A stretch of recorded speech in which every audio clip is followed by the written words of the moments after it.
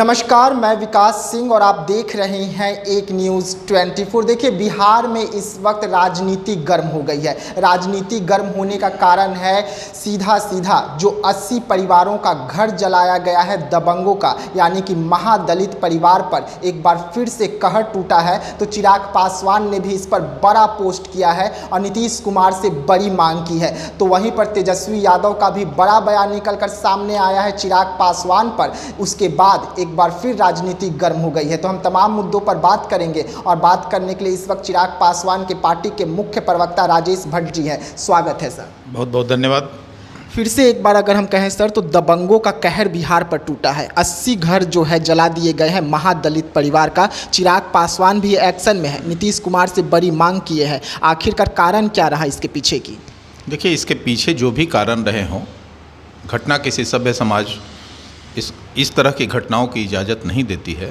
और जो भी घटना घटी है वो बहुत दुखद घटना है।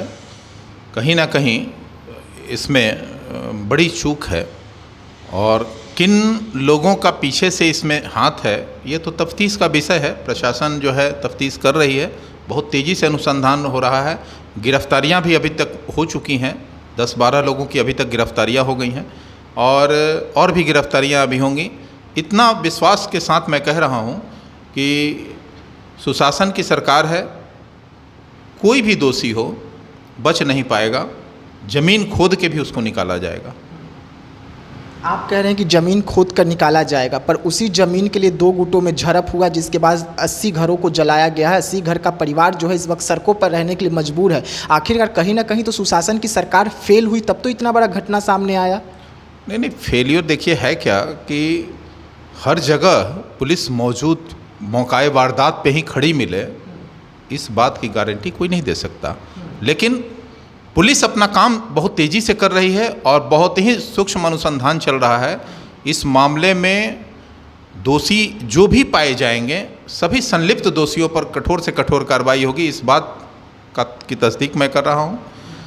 चूँकि यह मामला बहुत ही अमानवीय है, हम पार्टी की ओर से तमाम इस घटना में पीड़ित परिवारों के प्रति संवेदना व्यक्त करते हैं और सरकार उन्हें तत्काल तौर पर सभी आवश्यक जो है वस्तुओं का जो है मुहैया करा रही है।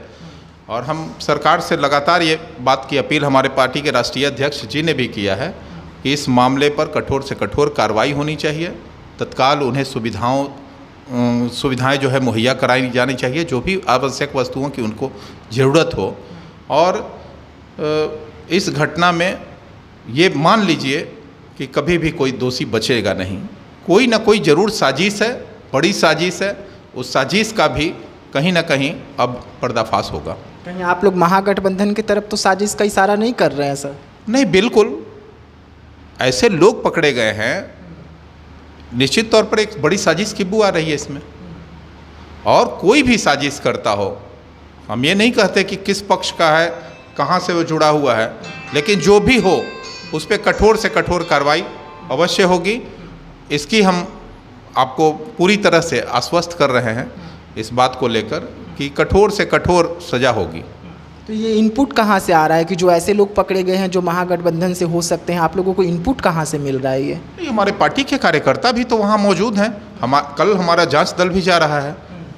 हमारे पार्टी के प्रदेश अध्यक्ष आदरणीय राजू तिवारी जी ने पार्टी के राष्ट्रीय अध्यक्ष के निर्देश पर एक जांच दल भी गठित किया है और कल हमारा जांच दल वहाँ मौका वारदात पे पहुँचेगा। वैसे हमारे पार्टी के जिलाध्यक्ष, हमारे नवादा के तमाम कार्यकर्ता, नेता सब वहाँ भी मौजूद हैं और उनके सहयोग में शामिल हैं। चिराग पासवान ने भी ऐलान किया है कि वो भी उस जगह का जल्द ही दौरा करने वाले हैं। वो भी अपने फेसबुक पोस्ट किए हुए हैं ये चीज़ों को। तो चिराग पासवान का दौरा कब तक देखने को मिलेगा? पीड़ित परिवार के लिए क्या कुछ व्यवस्था करेंगे वो आपकी पार्टी की ओर से? नहीं, आवश्यक निर्देश दे दिए गए हैं। तमाम जो स्थानीय नेता हैं वो व्यवस्था में लग गए हैं। पार्टी के राष्ट्रीय अध्यक्ष का ही निर्देश है और उनके निर्देशों का ही पालन किया जा रहा है। वहाँ तमाम नेता अभी मौजूद हैं। तेजस्वी यादव का एक बयान निकलकर सामने आया है कि आप लोगों की राजनीति सिर्फ कुर्सी वाली बची हुई है। क्या सच में कुर्सी वाली राजनीति है या ज़मीन पर भी आना है? तेजस्वी यादव को सबसे ज़्यादा लगता है कि चिंता कुर्सी की सता रही है। कुर्सी की राजनीति में कभी लोक जनशक्ति पार्टी नामविलास नहीं रही है। यही कारण था कि 2020 में अलग भी लड़ने का साहस किया। तेजस्वी यादव जी क्या अलग लड़ सकते हैं क्या? मैं उनको चुनौती दे रहा हूँ पार्टी की ओर से। तेजस्वी यादव जी एक झंडे पर लड़ने को तैयार हैं क्या बिहार की में अगला विधानसभा? अगर इतना ताकतवर अपने को महसूस करते हैं तो अकेले एक झंडा पे लड़ लें। लेकिन तेजस्वी यादव कह तो रहे हैं कि आप लोग जो 50 सीटों का दावा कर रहे हैं कि 50 विधायक आपके देखने को मिलेंगे बिहार में, 3 जगह से आप लोगों ने तो उम्मीदवार को भी उतारने का काम कर दिया बिना एनडीए का परमिशन के। उसके बाद आप लोग कुर्सी की राजनीति कर रहे हैं। आप लोगों को सिर्फ 15 सीट पर निपटा दिया जाएगा एनडीए में। भाई पार्टी की ओर से कोई आधिकारिक घोषणा है क्या? माला तो चिराग जी ने पहनाया ना। नहीं, माला तो हम लोग अपने तमाम नेताओं का हम लोग खैर मकदम करते हैं। इससे घोषणा हो जाए इस बात की आप कैसे पुष्टि कर सकते हैं?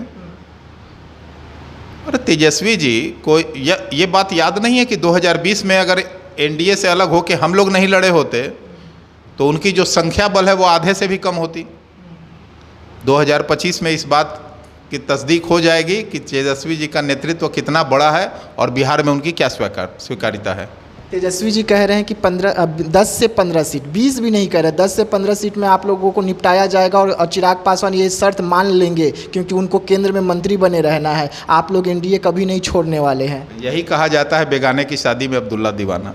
अरे भाई हम 25 पे मान जाएंगे कि 30 पे मान जाएंगे कि 50 पे मान जाएंगे? तेजस्वी जी अपना तो महागठबंधन बचा लें।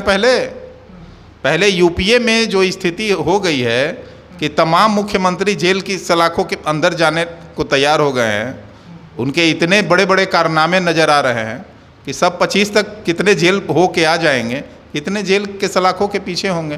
तेजस्वी जी अभी अपने को तो बचा लें, पहले दूसरे की चिंता ना करें। चिराग पासवान की उन्हें चिंता करने की कोई आवश्यकता नहीं है। चिराग पासवान के लिए हम लोग खड़े हैं। अच्छा, चिराग पासवान बार बार कह रहे हैं कि वो एनडीए नहीं छोड़ने वाले हैं। आखिरकार ये बयान बार बार क्यों दे रहे हैं चिराग पासवान कि वो एनडीए नहीं छोड़ेंगे? कहाँ पे गड़बड़ हो रहा है कि ये बयान बार बार चिराग पासवान को देना पड़ा, नीतीश कुमार जैसा? नहीं, ऐसा कोई, देखिए इसे कोई उस तरह से जिस तरह से आप देख रहे हैं ऐसा कोई विषय ही नहीं। चिराग पासवान जी की निष्ठा जो है एनडीए के प्रति है और आदरणीय देश के यशस्वी प्रधानमंत्री आदरणीय नरेंद्र मोदी जी के प्रति है। तो लगातार वो कहते हैं और कहते हैं वही करते हैं। जब एनडीए से बाहर भी थे तो लगातार वो करते रहे हैं कि देश के यशस्वी प्रधानमंत्री आदरणीय नरेंद्र मोदी जी के सिद्धांतों और आदर्शों पर हम चलने वाले लोग हैं और उनके प्रति हमारी निष्ठा है। ये तो एनडीए में बाहर रह के भी वो कहते रहे हैं और एनडीए में आज हैं, तो कोई अतिशयोक्ति नहीं है ये कहने में। प्रशांत किशोर का सर हम जिक्र कर लेते हैं। प्रशांत किशोर की ओर से क्या सच में चिराग पासवान को ऑफर आया है कि आप सीएम फेस होंगे, हमारे दल में शामिल हो जाइए? ये तो हम आप ही से जानकारी मिल रही है, मुझे ऐसी कोई आधिकारिक तो जानकारी नहीं है।